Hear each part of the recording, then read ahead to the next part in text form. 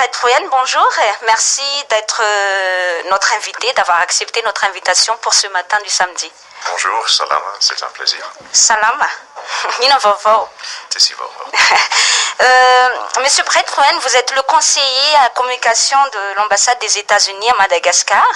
Et première chose, d'abord, merci d'être venu aujourd'hui parce que normalement, cette intervention était programmée pour jeudi dernier, mais suite à on va dire, des pressions qui nous étaient tombées dessus, on vous avait proposé de reporter cette intervention pour aujourd'hui. Vous avez accepté cette organisation. Merci encore une fois et merci d'être venu donc ce matin.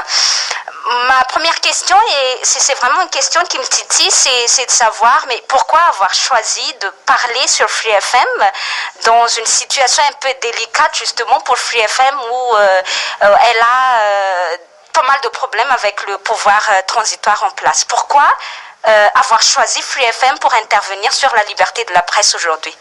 En fait, ce n'est pas une question d'une station de radio ou d'un organe de presse, c'est un principe important pour les États-Unis. Et ce principe, c'est l'idée de la liberté d'expression et surtout la liberté de la presse. Parce que pour nous, ici à Madagascar et ailleurs, il est important d'avoir cet espace dans lequel on peut s'exprimer librement sans peur des conséquences, parce que c'est ça qui est à la base de la réconciliation et aussi du développement d'un pays. Alors nous allons toujours défendre les cas dans lesquels les journalistes sont menacés ou la liberté d'expression est empêchée. Et pour nous, c'est un principe fondamental qui est à la base de la diplomatie américaine. Free FM s'est proposé justement d'être cet espace de liberté d'expression et vous savez, vous n'êtes pas sans savoir toutes les conséquences de ce choix de Free FM par rapport au fait que le régime de transition ne supporte pas trop ce choix que nous avons fait et vous n'êtes pas sans savoir les gardes-à-vue dont nous avons été l'objet, les menaces de fermeture et en même temps toutes les poursuites contre lesquelles on nous engage actuellement. Qu'est-ce que vous en pensez? Bon, vous savez, le rôle d'une ambassade, c'est de temps en temps de bien sûr s'exprimer sur sa politique et aussi de temps en temps rappeler les gouvernements des responsabilités qui existent par exemple dans les différents accords internationaux. Et la liberté de la presse est inscrite dans les déclarations des droits humains. Je crois que c'est l'article 26 et qui est une responsabilité pour tout le monde. Et pour nous, la journée mondiale de la liberté de la presse, c'est une bonne occasion de rappeler ces droits fondamentaux. Et nous pensons que ce n'est pas juste une question d'une journée, mais des actions qui devrait être dirigé vers les espaces dans lesquels les journalistes travaillent. Et c'est à cause de ça, nous avons un programme assez chargé pour le développement et le soutien aux journalistes. Nous avons, avec nos amis de l'ambassade de France, du PNU, de la Banque mondiale et du WWF, créé un espace, un centre de presse Malagasy il y a un an. Et nous continuerons à faire des programmes dans cet espace, mais aussi ma visite ici à Free FM n'est pas unique, c'est-à-dire en fait c'est la deuxième fois que je suis venu ici et j'ai visité presque toutes les autres rédactions de presse parce que c'est sur le terrain qu'on pourrait comprendre bien sûr les réalités et aussi avoir des échanges et c'est dans ce sens-là que je viens ici pour avoir un échange sur bien sûr les politiques américaines mais aussi sur les réalités dans lesquelles les journalistes travaillent. L'ambassade des États-Unis a sorti un communiqué justement le jour de la célébration de la journée mondiale de la liberté de la presse le 3 mai dernier où nous avons été placés en garde à vue, nous, c'est-à-dire moi et mon collègue de Free FM. Vous avez été fustigé par les partisans du régime et par les tenants du régime parce que on vous a accusé d'ingérence ou de propos mal placés parce que vous avez pris, on va dire que vous avez pris pris une position qui n'arrange pas forcément le régime.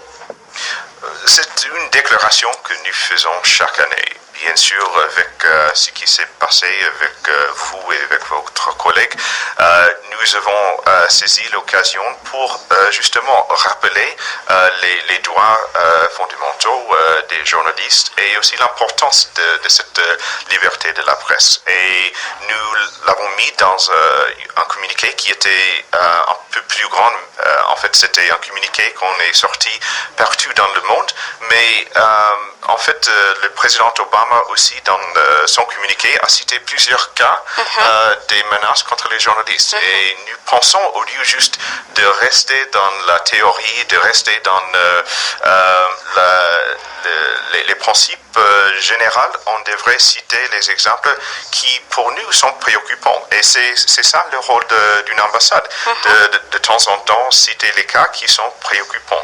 Bien sûr, c'est aux différents acteurs à décider quelle position, quelle décision ils vont prendre, mais pour nous, nous allons citer au moment de la journée de la liberté de la presse ces cas qui, pour nous, présentent des problèmes pour les responsabilités d'un gouvernement qui a signé un accord international dans lequel ces libertés sont inscrites. Vous avez dit tout à l'heure que c'est une question de principe que les États-Unis d'Amérique défendent dans cette histoire de liberté de la presse. Comment vous trouvez justement la situation de la liberté de la presse? Ça fait 3 ans que nous traversons, que nous sommes dans un régime de transition. Comment vous avez vu l'évolution de cette situation de la liberté de la presse, de la liberté d'expression? Parce que c'est pas seulement la liberté des journalistes, parce que vous vous êtes exprimé aussi sur des cas d'interdiction, de rassemblement, de mouvements populaires, etc. Oui, justement, et en fait, pour nous, ce n'est pas juste la liberté de la presse, mais la liberté d'expression qui sont à la base de la réconciliation. Parce que si on ne peut pas s'exprimer, comment est-ce que nous allons nous réconcilier? Et pour nous, quand nous considérons le cas du Madagascar, nous devrions avoir une situation dans laquelle tout le monde peut s'exprimer sans peur des conséquences. Et pour le moment, il y en a des cas préoccupants pour nous d'empêchement de ces libertés que nous avons citées et nous avons appelé aux différentes parties. Ce n'est pas juste une question de l'un côté ou de l'autre, mais pour tout le monde à respecter les droits des uns et des autres. Et je crois que l'exemple, vous savez bien que nous ne sommes pas d'accord tout le monde sur les mêmes idées, mais nous allons toujours défendre votre droit à le dire. Et pour nous, c'est ça qui est nécessaire en ce moment ici à Madagascar, la défense des droits des uns et des autres. Qu'est-ce que les États-Unis d'Amérique peuvent faire concrètement pour justement faire en sorte que cette liberté soit respectée par les régimes au pouvoir et par les responsables, les dirigeants par exemple? Je crois que c'est ce que nous faisons. C'est le fait de communiquer de temps en temps sur nos politiques, mais aussi sur les différents engagements que les acteurs politiques ont pris.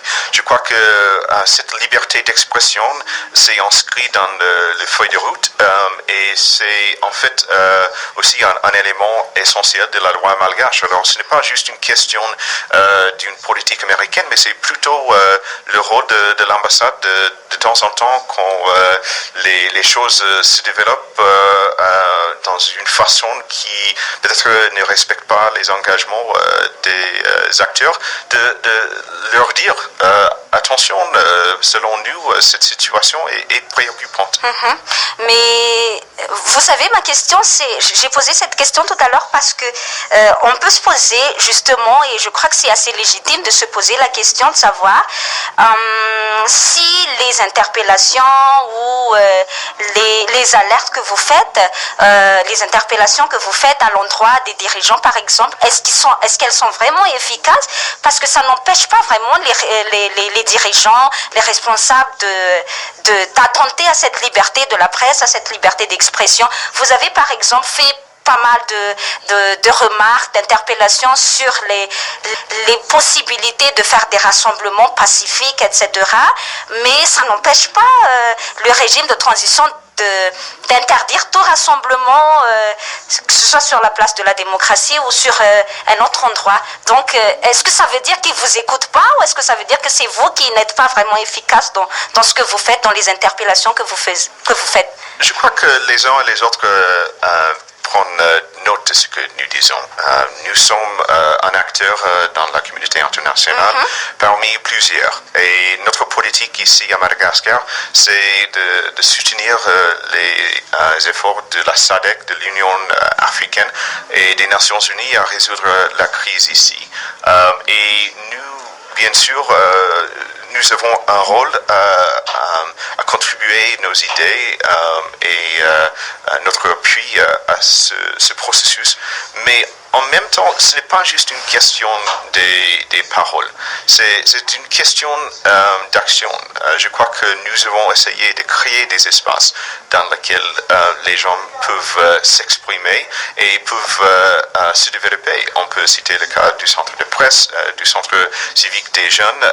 Aussi, nous avons annoncé il y a 2 semaines la création d'un centre culturel, je crois que va être le plus moderne ici à Madagascar. Et ces actions font partie d'une politique des États-Unis que notre secrétaire d'État Hillary Clinton s'est prononcé. Le rôle des États-Unis, c'est vraiment à donner la liberté aux peuples qui n'ont pas d'accès à ces droits, à ces possibilités, et nous le faisons à travers non seulement des mots, mais à travers des espaces que nous allons créer. Assez souvent, durant ce régime de transition, on a accusé les Américains ou les États-Unis d'Amérique d'être anti-régime ou anti-intraduel. Est-ce que, en intervenant sur Free FM, vous ne craignez pas justement, encore une fois, d'être taxé d'anti-raduel et de parler dans une radio qui est actuellement, on va dire, l'ennemi juré du régime de transition? En fait, cette question de la politique américaine, je crois, c'est mal interprété. Nous ne sommes pas pour une personne ni contre une autre. Nous sommes pour un processus inclusif, consensuel et qui respecte les normes internationales. Alors pour nous, notre engagement n'est pas pour promouvoir une partie politique ni pour promouvoir une personne, ni pour travailler contre une autre partie ou une autre personne. Nous travaillons pour les bénéfices du peuple malgache et vraiment notre intérêt ici à Madagascar, c'est la démocratie, le respect pour les droits de l'homme et bien sûr le développement économique. Et pour l'avoir, il faut avoir un processus qui est respecté par tout le monde et dans lequel tout le monde peut participer. Je crois que ma visite ici à Free FM ne représente pas une action contre quelqu'un, contre un côté ou l'autre. Contre le pouvoir, par exemple. Voilà. C'est une action juste pour renforcer cet espace de liberté d'expression et de la presse. Et j'ai rendu visite à plusieurs rédactions. Même ma première visite était chez... J'étais encore chez Viva quand vous... Oui, effectivement. Oui. Et au moment, on peut dire que Viva n'était pas peut-être la station le plus pro-américain, mais en même temps, nous avons juste il y a un mois annoncé que la Voix d'Amérique a choisi Viva comme un de ses partenaires. Alors notre politique n'est pas contre quelqu'un ni contre un côté ou l'autre. Une autre question, le Conseil des églises chrétiennes publié une déclaration assez sévère, on va dire, vis-à-vis du régime en place, parce que la transition a vraiment trop duré. Il faudrait mettre un terme à la souffrance de la population, au non-respect des droits de l'homme, au non-respect des libertés de la presse, des libertés d'expression. Ça a été abordé par la déclaration du FFKM. Est-ce que quelque part, la communauté internationale n'a pas une responsabilité pour justement terminer cette transition qui n'a que trop duré? Vous savez, il est intéressant parce que j'ai travaillé dans plusieurs pays en crise. Je cite par exemple le cas de la Côte d'Ivoire. Et dans ce cas-là, les différents acteurs s'approchent à nous pour dire venez résoudre notre crise. Et ce n'est pas notre rôle. La politique américaine n'a jamais été on va imposer une solution sur la crise malgache. Nous allons bien sûr soutenir les efforts des organisations internationales à contribuer à la médiation.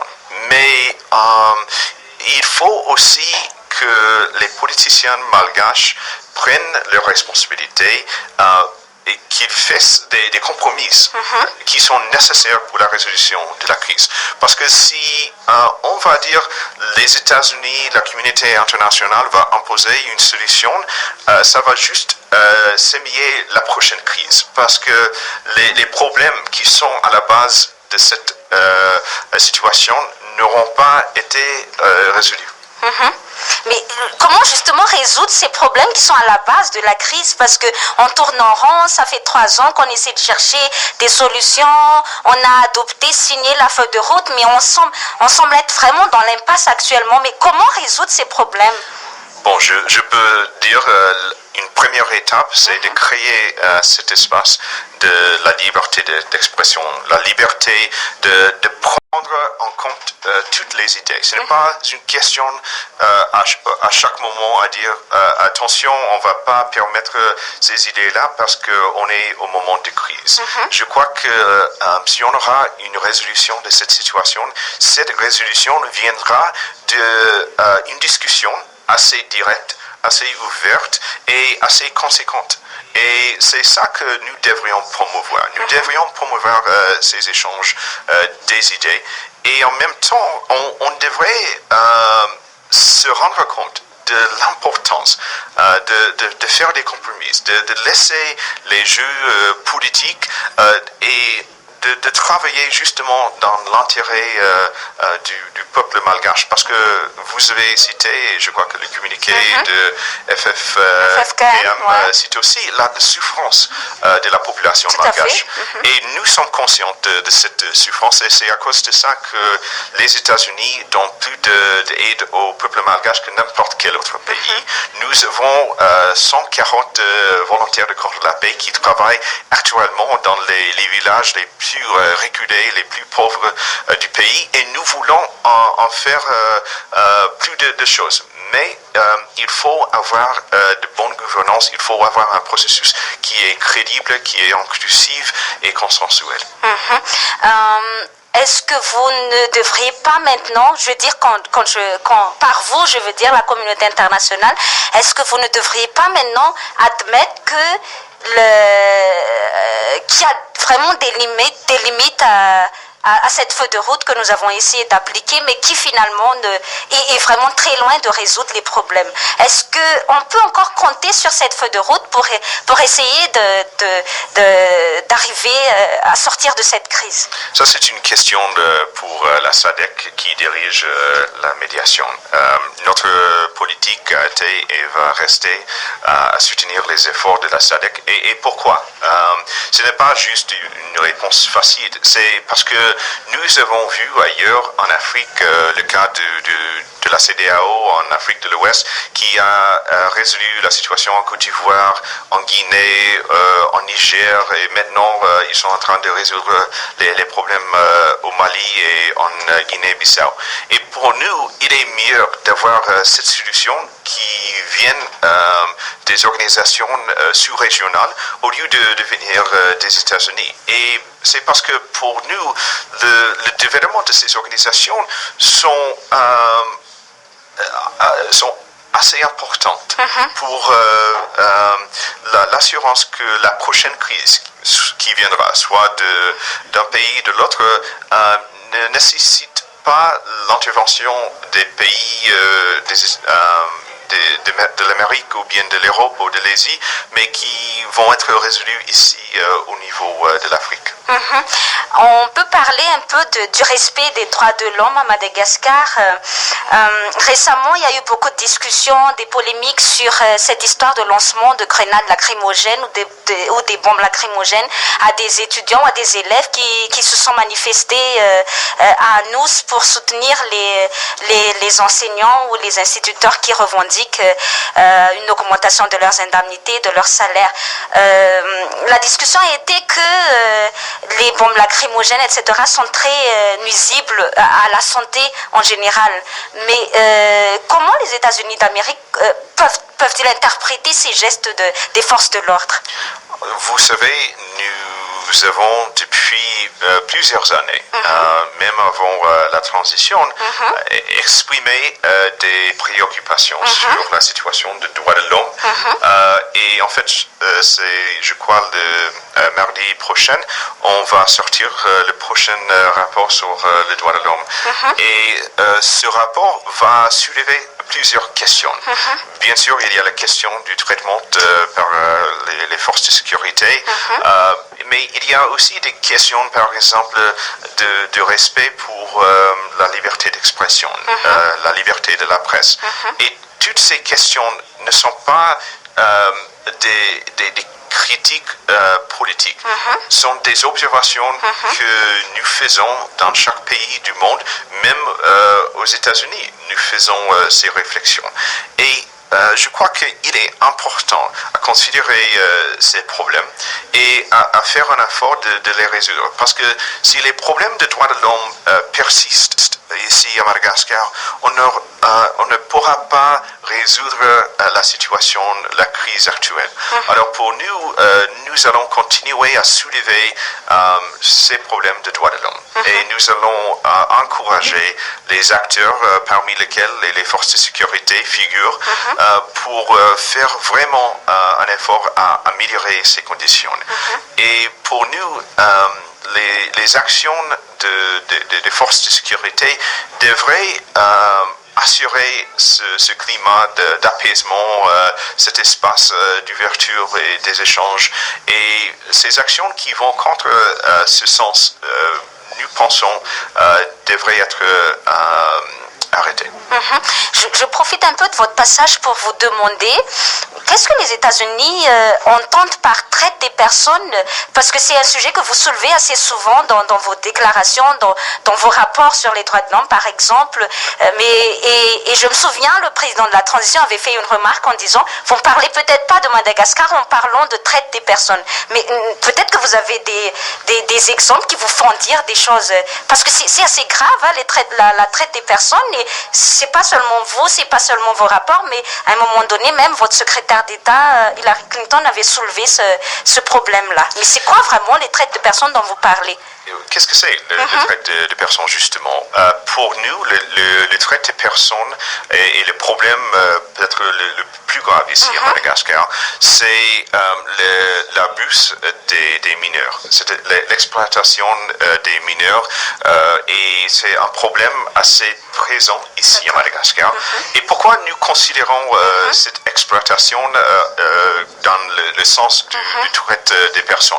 Parce qu'un mineur ne peut pas décider eux-mêmes, oui, je vais prendre cette profession, par exemple la profession de prostitution. Ils n'ont pas, selon notre loi, la capacité à décider. Alors s'ils sont engagés dans ces actions de prostitution, selon nous, ils sont exploités. Et cette exploitation, pour nous, figure dans les problèmes auxquels le Madagascar devrait faire face. Et pourquoi? Parce que si on laisse l'abus, l'exploitation de ces mineurs, on aura toute une génération qui a perdu d'espoir, qui a perdu l'idée de leur vie. De leur dignité, au fait. Voilà. De leur dignité. Et en même temps, nous avons aussi cité le cas des Malgaches qui vont au Liban et qui ont été abusés par leurs employeurs.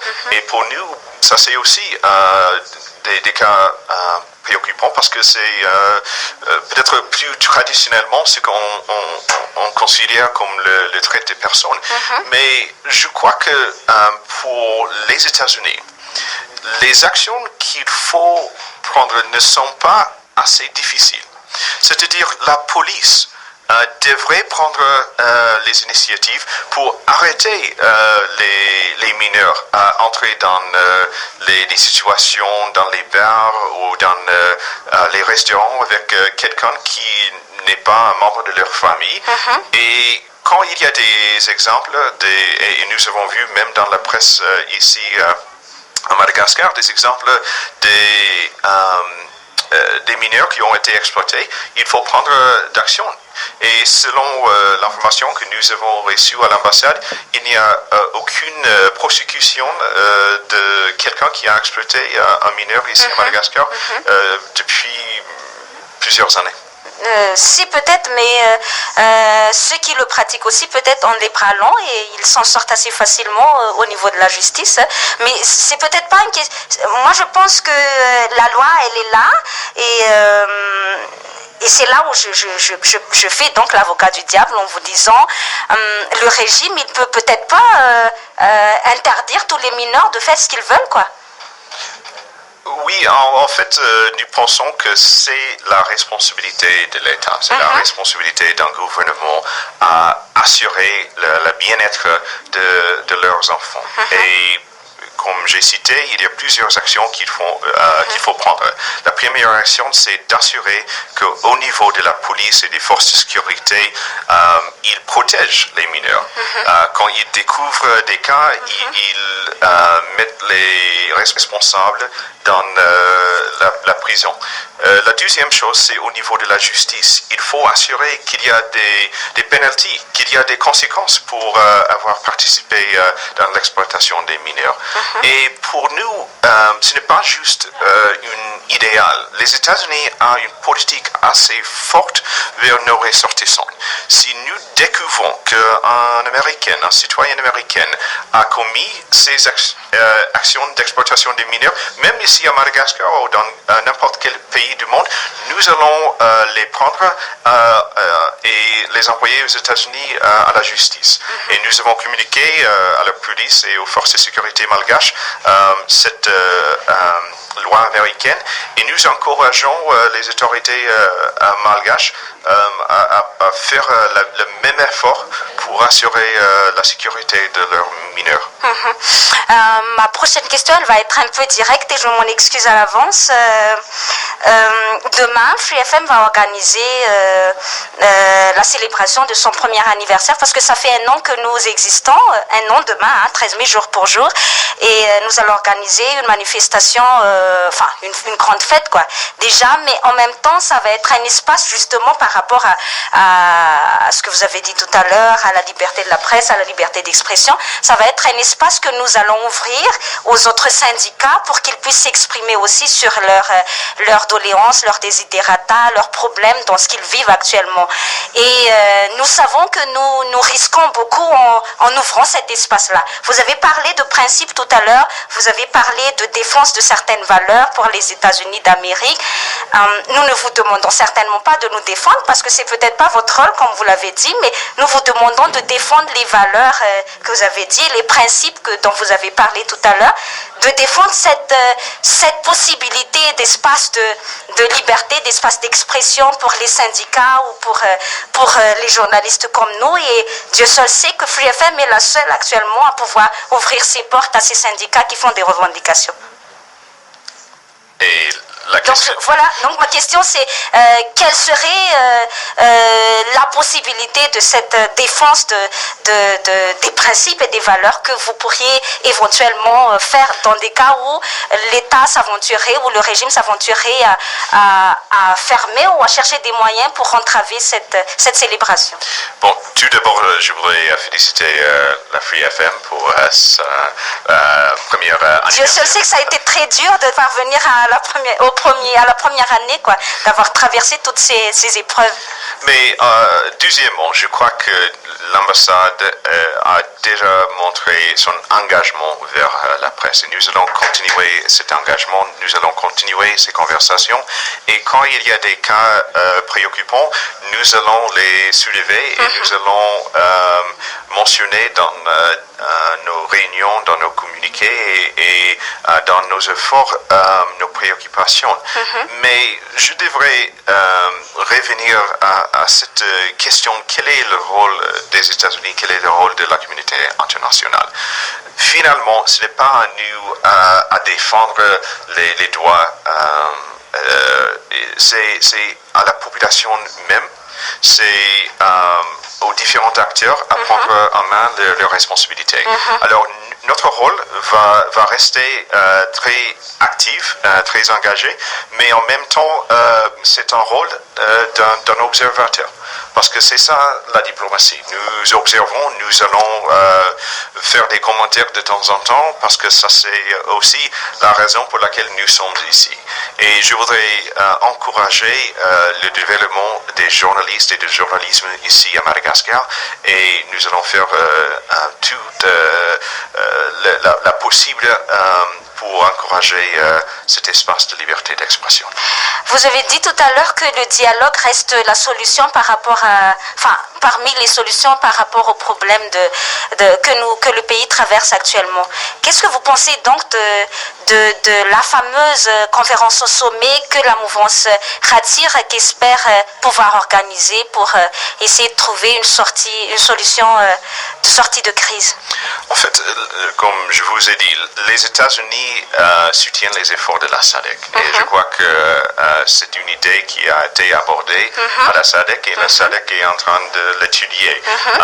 Mais notre rôle vraiment n'est pas de prendre position sur les différentes propositions des acteurs politiques, mais en général à soutenir la médiation, en général à soutenir la réconciliation et en général à soutenir le développement du Madagascar. Peut-être une dernière question. Pensez-vous qu'il sera possible d'organiser les élections cette année? Ce n'est pas nous qui sommes les experts. Vous, en tant qu'observateur, je veux dire, parce qu'il y a des experts des Nations Unies, il y a des experts de la communauté internationale qui vont et qui viennent et qui sont en train d'étudier la question. Mais est-ce que, d'après vous, d'après vos observations, il serait possible d'avoir des élections cette année? Comme je vous ai dit, nous ne sommes pas des experts en élections, mais je peux vous dire que pour les États-Unis, le plus important, c'est d'avoir des élections crédibles, consensuelles et transparentes. Et au lieu de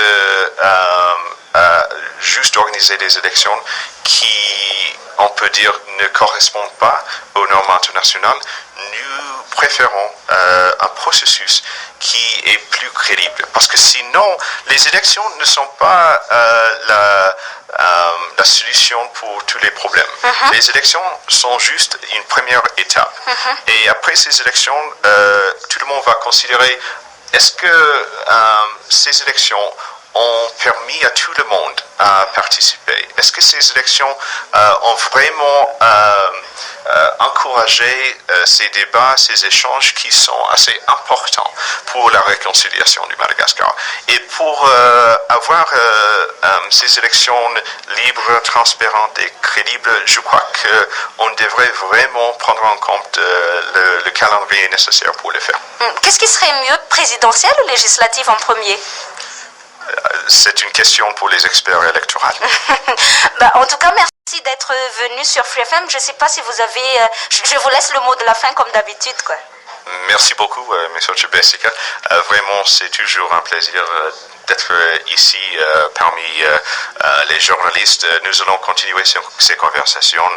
Les portes de l'ambassade sont ouvertes, surtout pour ces types d'échanges. Et même si nous ne sommes pas toujours d'accord sur les idées, nous allons continuer ces échanges et nous allons défendre les droits des journalistes et du public à s'exprimer. Et nous espérons d'ici très peu une résolution de la crise malgache.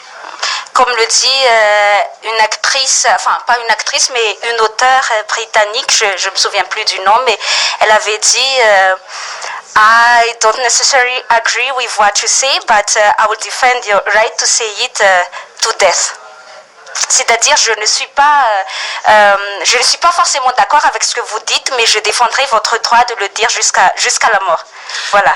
Et c'est dans ce sens-là que nous allons continuer nos efforts à défendre même les droits des critiques de la politique américaine. Parce que si on dit, vous là, on ne va pas tolérer vos opinions, c'est-à-dire quelqu'un pourrait dire l'autre est vrai aussi, qu'on ne va pas tolérer les opinions de l'autre côté. Alors pour nous, il est mieux d'avoir une liberté d'expression qui permette à tout le monde à s'exprimer.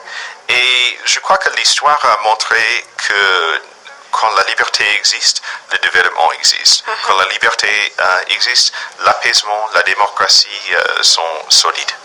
J'ai l'impression que vous insistez beaucoup sur la liberté. Je crois que c'est un droit fondamental qui existe à la base de la Constitution américaine, à la base de notre politique. Et je sais que de temps en temps, il y a des spéculations. Pourquoi les États-Unis s'engagent dans ces actions? Et si vous regardez, nous sommes vraiment des promoteurs de la liberté. Même si c'est une liberté qui ne correspond pas aux intérêts américains, nous allons le promouvoir parce que c'est dans cette liberté qu'on peut s'assurer qu'il y a vraiment une possibilité d'avoir une discussion honnête, ouverte et qui va ouvrir la porte à toute possibilité. D'accord. Merci encore une fois, Monsieur Bruyen, d'être venu sur notre station et parler de ces cas de liberté de la presse et de la liberté d'expression. Vous serez toujours le bienvenu pour parler à la radio, si tant est qu'elle n'est pas fermée d'ici là. Merci beaucoup. Merci.